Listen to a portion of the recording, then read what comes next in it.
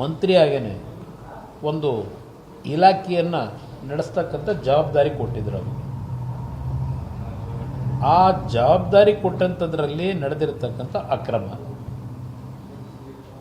ಸರ್ಕಾರದ ಆಗಿನ ಮುಖ್ಯಮಂತ್ರಿಗಳೇ ವಿಧಾನಸಭೆಯ ಕಲಾಪದಲ್ಲೇ ಹೌದು 180 ಕೋಟಿ ಅಲ್ಲ 84 ಕೋಟಿ ಅವ್ಯವಹಾರ ಆಗಿದೆ, ದುಡ್ಡು ಬೇರೆ ಬೇರೆ ರೀತಿ ಇದರಲ್ಲಿ ಅಕ್ರಮವಾಗಿ ಡ್ರಾ ಮಾಡಿದ್ದಾರೆ, ಇದೆಲ್ಲವನ್ನು ಮುಖ್ಯಮಂತ್ರಿಗಳು ಅವತ್ತು ಒಪ್ಕೊಂಡಿದ್ದಾರೆ.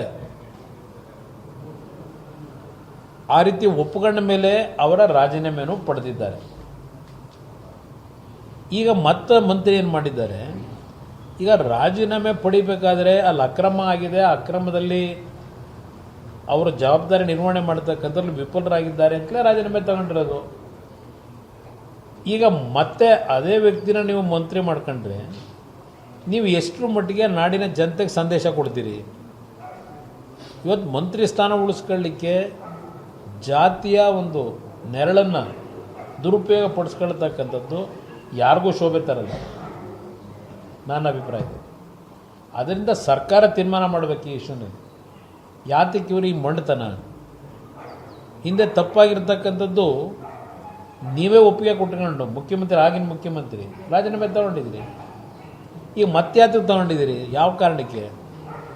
ಬಹುಶಃ ಕೆಲವರು ಹೇಳ್ತಕ್ಕಂಥ ಪ್ರಕಾರ, ನನಗೇನು ಆ ಮಾಹಿತಿನ ಅದರ ಬಗ್ಗೆ ನಾನು ಡೆಪ್ತ್ಗೆ ಹೋಗಿಲ್ಲ.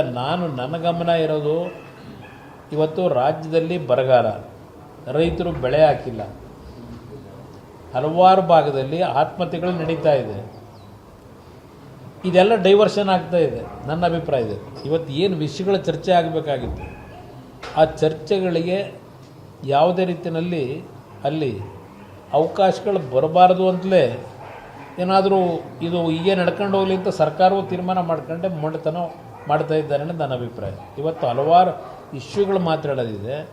ಬೆಳೆ ವಿಮೆ ಹೆಸರಿನಲ್ಲಿ ರೈತನಿಗೆ ಧೋಖ ಆಗ್ತಾ ಇದ್ದಾರೆ, ಮೋಸ ಆಗಿದೆ, ಬೆಳೆ ವಿಮೆ ಹಣ ಬಂದಿಲ್ಲ, ಈಗ ಹಲವಾರು ರೀತಿ ಸಮಸ್ಯೆಗಳಿದೆ. ಇವತ್ತು ರೈತರ ಆತ್ಮಹತ್ಯೆ ವಿಷಯಗಳು ಚರ್ಚೆ ಆಗಬೇಕು. ಇದು ಯಾವುದೂ ಚರ್ಚೆ ಇಲ್ಲ. ಈ ಸರ್ಕಾರಕ್ಕೆ ಅದರ ಬಗ್ಗೆ ಗಮನವೂ ಇಲ್ಲ. ಈ 3 ತಿಂಗಳಾಯ್ತು ಏನೋ ಗೊತ್ತಿಲ್ಲ. ಈಗ ಈ ರಾಜ್ಯದ ಮುಖ್ಯಮಂತ್ರಿ, ಈಗಿನ ಮುಖ್ಯಮಂತ್ರಿ ಬಂದು ಯಾವತ್ತಾದರೂ ಒಂದು ದಿನ ಈ ನಾಡಿನ ರೈತರ ಬಗ್ಗೆ ಅವ್ರು ಚರ್ಚೆ ಮಾಡಿದ್ದು ಏನಾದರೂ 3 ತಿಂಗಳಾಯಿತು ಮಾಧ್ಯಮದ ಸ್ನೇಹಿತರನ್ನು ಭೇಟಿ ಮಾಡಿದಾಗ ಎಲ್ಲಾದರೂ ನೀವು ಕೇಳಿದ್ದೀರಾ? ಇಲ್ಲ. ಈ ರಾಜ್ಯದಲ್ಲಿ ಈಗಿನ ಈ ಒಂದು ಸಮಸ್ಯೆ ಬಗ್ಗೆ ನಾವು ಏನು ಮಾಡ್ತೀವಿ, ರೈತರಿಗೆ ಏನು ಆತ್ಮಸ್ಥೈರ್ಯ ತುಂಬಬೇಕು ತುಂಬಿದ್ದಾರೆ. ಬೆಂಗಳೂರು ಸುತ್ತಮುತ್ತಲೇ ಗಿರಿಕೆ ಹೊಡಿತಾವೆ. ಏಕೆಂದರೆ ಅವರ ಜ್ಞಾನ ಇರೋದಿಲ್ಲ ಈ ಒಂದು ಫಲವತ್ತಾದಂಥ ಬೆಳೆ ಬಾಳ್ತಕ್ಕಂಥ ಭೂಮಿಗಳಲ್ಲಿ ಯಾವ ರೀತಿ ನಾನು ವ್ಯವಹಾರ ಮುಂದುವರಿಸ್ಕೋಬೇಕು, ಇದೇ ಅವರಲ್ಲಿರ್ತಕ್ಕಂಥ ಪ್ರಾಮುಖ್ಯತೆ ಪಡೆದಿರ್ತಕ್ಕಂಥ ಅಂಶಗಳು ಈಗಿನ 3 ತಿಂಗಳು ಅವರು ಆಡಳಿತ ನೋಡಿದಾಗ. ಕಾಂಗ್ರೆಸ್ ಸಚಿವರು ಶಾಸಕರುಗಳೇ ಪ್ರತಿಭಟನೆ ಮಾಡಿದ್ದಾರೆ, ಸದನ ನಡೆಯಕ್ಕೆ ಬಿಡ್ತಾ ಇಲ್ಲ. ಸದನ ಒಬ್ಬ ಇವತ್ತು ಮಂತ್ರಿಯ ಮೇಲೆ ಇರತಕ್ಕಂಥ ಒಂದು ಘಟನೆಗಳೇನು ನಡೆದಿದೆ ಅವರು ಮಂತ್ರಿ ಇದ್ದಾಗ, ಇನ್ನೂ ಅದಕ್ಕೆ ವಾಸ್ತವಾಂಶಗಳು ಬರಲಿಲ್ಲ. ತನಿಖೆ ನಡೀತಾ ಇದೆ. ತನಿಖೆ ನಡೀತಾ ಇದ್ದಾಗ ಇವತ್ತು ಈ ಸರ್ಕಾರ ಆ ತನಿಖೆಯ ದಾರಿಯನ್ನು ತಪ್ಪಿಸಿದೆ. ಈಗಾಗಲೇ ಬಹುಶಃ ಆ ಕೆಲಸ ಮಾಡ್ತಾ ಇದ್ದಂಥ ವ್ಯಕ್ತಿ ಆತ್ಮಹತ್ಯೆ ಮಾಡ್ಕೊಳ್ಳದೆ ಹೋಗಿದ್ರೆ ಆ ವಿಷಯವನ್ನು ಬರೆದಿಟ್ಟು ಹೀಗಾಗಿದೆ ನನ್ನ ಮೇಲೆ ಒತ್ತಡ ಹಾಕಿದ್ರು ಅಂತೇಳಿ ಅವನು ಬರೆದಿಟ್ಟು ಆತ್ಮಹತ್ಯೆ ಮಾಡ್ಕೊಳ್ಳದೆ ಹೋಗಿದ್ರೆ ಈ ದುಡ್ಡು ಹೊಡೆದಿರ್ತಕ್ಕಂಥದ್ದು ಮುಚ್ಚೆ ಹಾಕೋರು.